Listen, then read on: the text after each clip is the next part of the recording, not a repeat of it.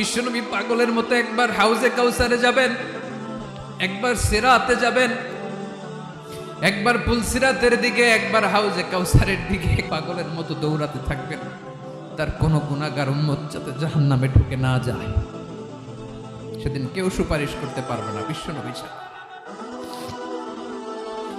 এজন্য 5 নম্বর আল্লাহ বললেন, মান যাল্লাযী ইয়াশফাউ ইনদাহু ইল্লা বিইযনিহি।